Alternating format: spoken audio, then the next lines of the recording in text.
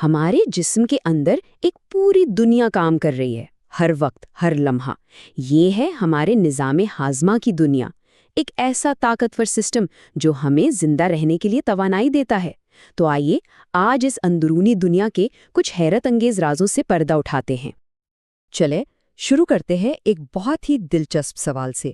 کہا جاتا ہے کہ ہمارے معدے کا تیزاب اتنا طاقتور ہے کہ ایک ریزر بلیڈ تک کو گلا سکتا ہے۔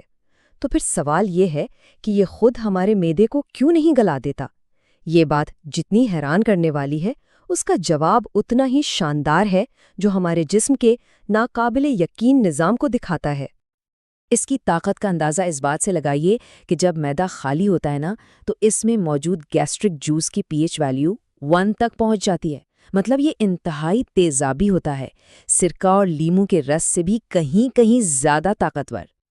اور اس کی طاقت کی انتہا یہ ہے، جیسا کہ DW اردو کے ماخذ میں بتایا گیا، کہ اس میں چیزوں کو گلانے کی صلاحیت تقریباً بیٹری کے پانی جتنی ہوتی ہے۔ جی ہاں، یہ اتنا پاورفل ہے کہ صرف کھانا ہی نہیں، ہڈیوں کے ٹکڑوں کو بھی توڑ سکتا ہے۔ تو آخر یہ زبردست گیسٹرک جوس ہے کیا چیز؟ یہ معدے کی دیواروں میں بننے والا ایک بہت طاقتور ہاضم سیال ہے، یا ہائیڈروکلورک ایسڈ سمیت کئی چیزوں کا ایک ایسا مکسچر ہے جو کھانے کو اس کے بالکل بنیادی اجزاء میں توڑ دیتا ہے تاکہ ہمارا جسم اسے آسانی سے جذب کر سکے۔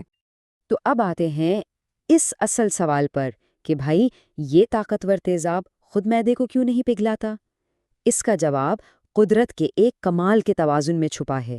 دیکھیں، ایک طرف معدے میں انتہائی تیزابی گیسٹرک ایسڈ ہے، تو دوسری طرف ایک الکلائن میوکس کی تہ ہے۔ یہ تہ ایک قدرتی ڈھال کی طرح کام کرتی ہے اور معدے کی دیواروں کو اس خطرناک تیزاب سے پوری طرح بچا کے رکھتی ہے۔ تو یہ تو ہوا ہمارا قدرتی نظام، لیکن کیا ہم اس نظام کی مدد کر سکتے ہیں تاکہ یہ اور بھی اچھا کام کرے؟ جی بالکل۔ چلے اب کچھ ایسی عادتوں پر نظر ڈالتے ہیں جو ہاضمے کے لیے بہت ہی مفید ہیں۔ ڈان نیوز کی رپورٹ کے مطابق کھانے سے پہلے صرف 3 آسان سی عادتیں اپنانے سے ہاضمے میں زبردست بہتری آ سکتی ہے۔ پہلی، کھانے سے آدھا گھنٹہ پہلے پانی پی لیں، یہ آپ کے ہاضمے کے نظام کو جگا دیتا ہے۔ دوسری، سبز چائے پینا، کیونکہ اس میں موجود اینٹی آکسیڈنٹس میٹابولزم کو تیز کرتے ہیں۔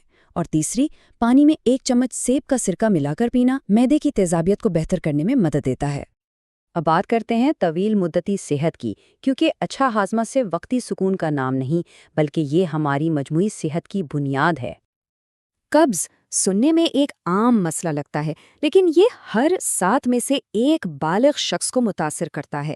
اور اگر یہ مسئلہ پرانا ہو جائے تو جیسا کہ ڈیلی جنگ کے ماخذ میں بتایا گیا ہے، اس کا تعلق آنتوں کے کینسر کے بڑھتے ہوئے خطرے سے بھی ہے۔